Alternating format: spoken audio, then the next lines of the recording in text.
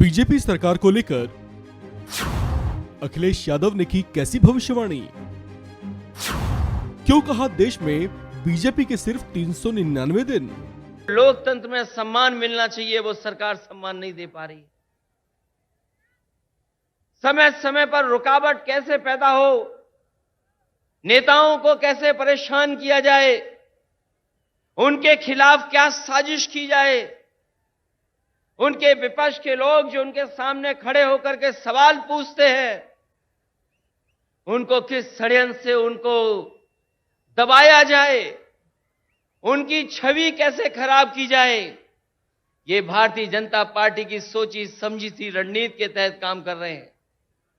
जो संस्थाएं हमें न्याय देना चाहती हैं, जहां से हम न्याय के लिए पुकार सकते हैं, उन संस्थाओं को भी दबाव बनाने का काम अगर कोई कर रहा है तो भारतीय जनता पार्टी कर रही है। अभी कल ही भारतीय जनता पार्टी की मीटिंग खत्म हुई है और उन्होंने कहा कि 400 दिन बाकी हैं। हमें तो लगता था कि ये सरकार तो वो है जो दावा करती थी कि हटेगी नहीं, अब तो वो स्वयं स्वीकार कर रही है कि अब 400 दिन हैं। जो सरकार अपने दिन गिनने लगे, जो सरकार अपने दिन बताने लगे, समझ लो ये 400 दिन बाद सरकार रुकने वाली नहीं है। अब तो 399 दिन बचे हैं।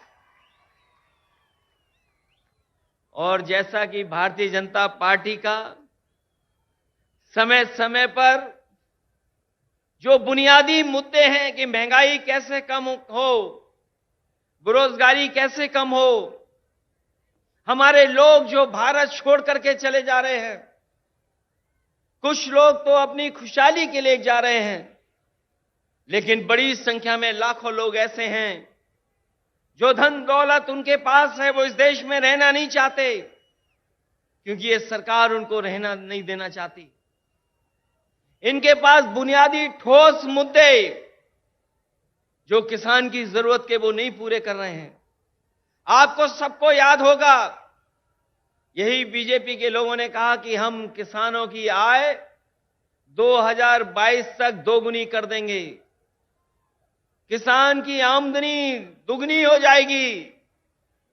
हालांकि 2023 शुरू हो गया है, लेकिन मुझे तो ये लगता है किसान की तकलीफ और परेशानी को देख करके इन भारतीय जनता पार्टी के लोगों का 2022 अभी खत्म नहीं होगा, इनका 22 खत्म नहीं होगा। 23 आ गया, 24 आ जाएगा, लेकिन भारतीय जनता पार्टी ने जो वादा किया था कि 22 तक हम किसानों की आय दोगुनी कर देंगे, वो अभी दोगुनी नहीं हुई है। हमारा किसान तकलीफ और परेशानी में है, उसको वादा तो कर रहे हैं, लेकिन जो बुनियादी उसे मदद मिलनी चाहिए वो मदद नहीं मिल पा रही है। ये हमारा जो नौजवान दिखाई दे रहा है, ये नौकरी और रोजगार की तलाश में अपना भविष्य चौपट कर रहा है। ये सरकार कोई ठोस कदम नहीं उठा पा रही। आपका प्रदेश में तो सरकार है जहां मुख्यमंत्री काम कर रहे हैं, लेकिन हम तो अपने प्रदेश में देखते हैं जहां पर बड़े पैमाने पर बेरोजगारी है। जैसे ही चुनाव आ गया है, इन्होंने तय कर लिया है कि जगह जगह इन्वेस्टमेंट मीट करेंगे और इन्वेस्टमेंट मीट के बहाने लोगों को धोखा देंगे।